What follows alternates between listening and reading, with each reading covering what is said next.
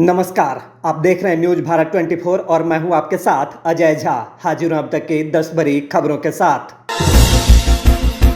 प्रधानमंत्री नरेंद्र मोदी ने अपने 74वें जन्मदिन के मौके पर ओडिशा में कई विकास परियोजनाओं की सौगात दी। पीएम मोदी ने राजधानी भुवनेश्वर में आयोजित कार्यक्रम के दौरान प्रमुख महिला केंद्रित पहल सुभद्रा योजना के अलावा अन्य रेलवे और राष्ट्रीय राजमार्ग परियोजनाओं का शुभारंभ किया। बता दें कि पीएम मोदी 12 जून को मुख्यमंत्री मोहन चरण मांझी के शपथ ग्रहण समारोह में शामिल होने के बाद दूसरी बार उड़ीसा की यात्रा पर पहुंचे हैं। पीएम ने कहा कि देश तभी आगे बढ़ सकता है जब उसके विकास में नारी शक्ति की बराबर भागीदारी होती है। कोई भी देश, कोई भी राज्य तभी आगे बढ़ता है जब उसके विकास में उसकी आधी आबादी यानी हमारी नारी शक्ति की बराबर भागीदारी होती है। इसलिए महिलाओं की उन्नति, महिलाओं का बढ़ता सामर्थ्य ये ओडिशा के विकास का मूल मंत्र होने वाला है। यहां तो भगवान जगन्नाथ जी के साथ देवी सुभद्रा जी की मौजूदगी भी हमें यही बताती है, यही सिखाती है। देश की राजधानी नई दिल्ली को एक नया मुख्यमंत्री मिल गया है। आम आदमी पार्टी की सरकार में शिक्षा मंत्री की जिम्मेवारी संभाल रही आतिशी दिल्ली की अगली मुख्यमंत्री होगी। आतिशी दिल्ली की तीसरी महिला मुख्यमंत्री बनेगी। जल्द ही आतिशी मुख्यमंत्री पद की शपथ लेगी, लेकिन उससे पहले अरविंद केजरीवाल आज शाम को उपराज्यपाल को अपना इस्तीफा सौंपेंगे, जिसके बाद आतिशी दावा पेश करेंगे। विधायक दल की बैठक में मुख्यमंत्री चुने जाने के बाद आतिशी ने प्रेस कॉन्फ्रेंस कर क्या कहा, सुनिए। आम आदमी पार्टी के नेता मेरे गुरु अरविंद केजरीवाल जी का धन्यवाद करना चाहती हूँ, जिन्होंने मुझे इतनी बड़ी जिम्मेदारी दी और इस जिम्मेदारी के लिए मुझ पे भरोसा किया। ये सिर्फ आम आदमी पार्टी में हो सकता है, अरविंद केजरीवाल जी के नेतृत्व में हो सकता है कि एक फर्स्ट टाइम पॉलिटिशियन एक राज्य की मुख्यमंत्री बने। मैं एक सामान्य परिवार से आती हूँ।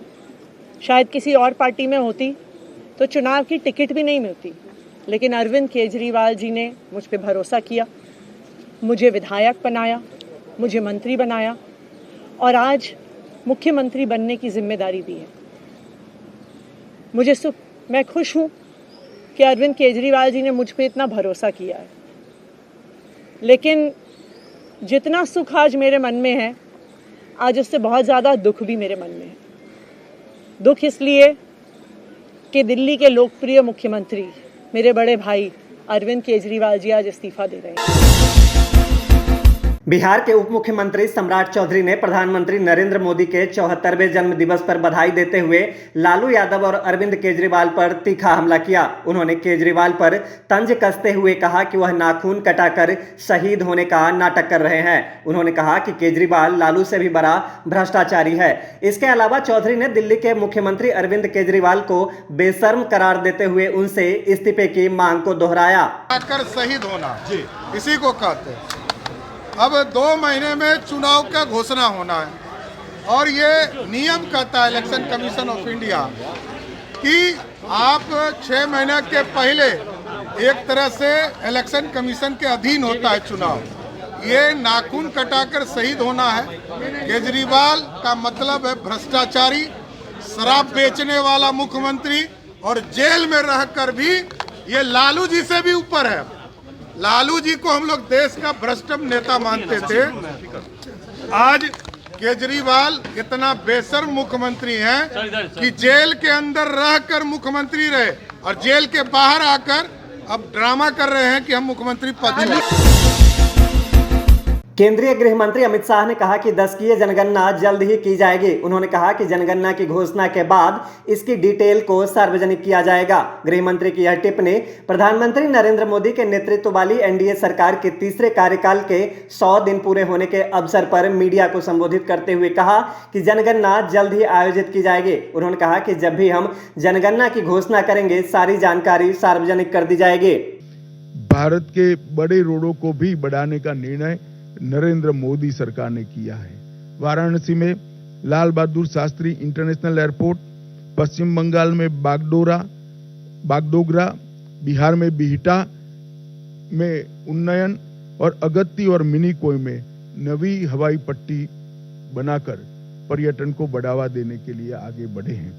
बेंगलोर मेट्रो के phase 3, Pune metro, Thane integral ring metro और कई सारे मेट्रो। ये जो अभी 10 साल के काम में एक 3.5 साल से रुका हुआ काम जनगणना का, और अभी जनगणना कर्मियों का प्रशिक्षण का काम भी कोई डेट नहीं आया है, तो वो कब से प्रशिक्षण शुरू होगा और कब से जनगणना शुरू? बहुत जल्द आ जाएगी।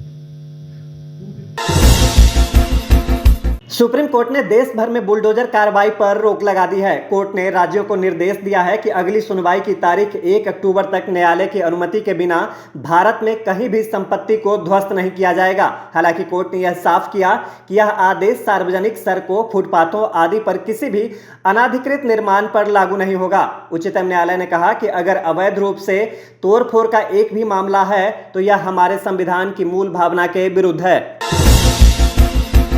प्रधानमंत्री नरेंद्र मोदी के जन्मदिन को लेकर बिहार बीजेपी में उत्साह है। प्रदेश कार्यालय में 74 किलो के लड्डू के साथ भाजपा नेताओं ने प्रधानमंत्री का जन्मदिन मनाया।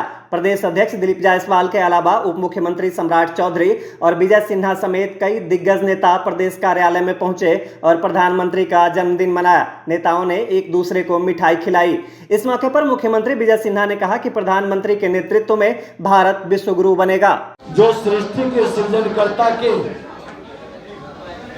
सबसे बड़े 27 एलिमेंट्स को इस प्रकृति से सुसज्जित कर करके और मानव तमाम जीवों के प्रेरणा के स्वरूप में जो कार्य किए हैं, आज उनको नमन करते हुए भगवान विश्वकर्मा दिवस की शुभकामना के साथ आज देश के माननीय प्रधानमंत्री नरेंद्र मोदी जी का जन्मदिन भी है, सेवा पखवाड़ा का शुभारंभ भी है।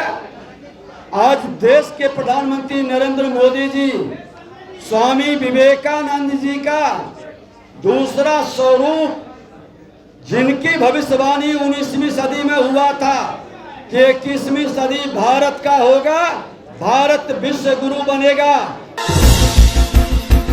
कांग्रेस की प्रवक्ता सुप्रिया ने पीएम मोदी के 74वें जन्मदिन की बधाई तो दी, लेकिन साथ ही उन्होंने पीएम मोदी पर तंज भी कसा। सुप्रिया ने कहा कि आपने जो नियम बनाया था कि 75 वर्ष पूरे होने पर पार्टी के नेता मार्गदर्शक मंडल में चले जाते हैं। सुप्रिया ने कहा, आपके पास भी अब सिर्फ 1 साल का ही समय बचा है। इस 1 साल में लोगों का भला कीजिए। क्या आपको अच्छा लगेगा कि पंडित नेहरू का जन्मदिन बाल दिवस के रूप में, तो मौलाना आजाद का जन्मदिन शिक्षा दिवस के रूप में, डॉक्टर अंबेडकर का जन्मदिन समानता दिवस के रूप में और डॉक्टर कलाम का जन्मदिन छात्र दिवस के रूप में मनाया जाता है, लेकिन क्या आपका जन्मदिन बेरोजगार दिवस के रूप में मनाया जाएगा? आज मोदी जी का 74वां जन्मदिन है।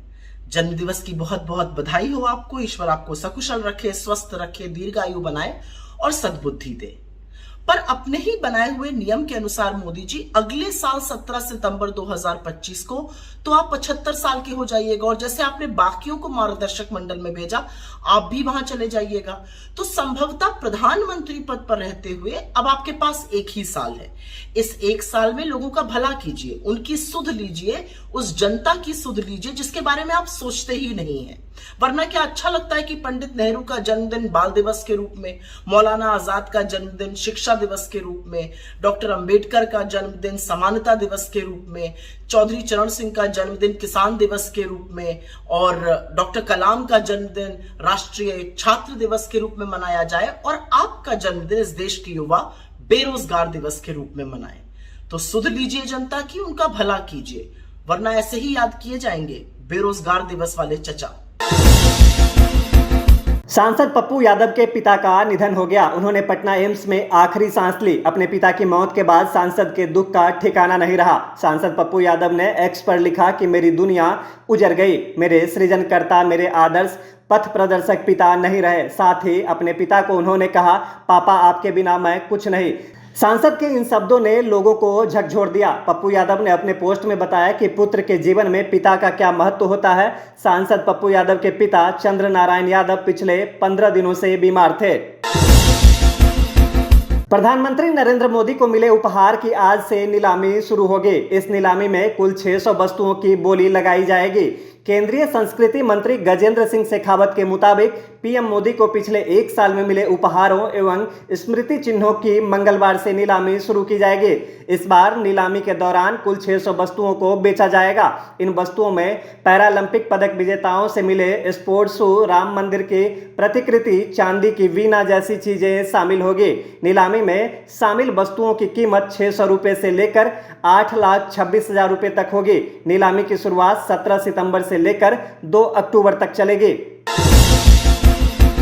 अमेरिका के न्यूयॉर्क स्थित हिंदू मंदिर में तोड़फोड़ हुई है। मंदिर के बोर्ड और गेट पर भारत विरोधी नारे लिखे गए।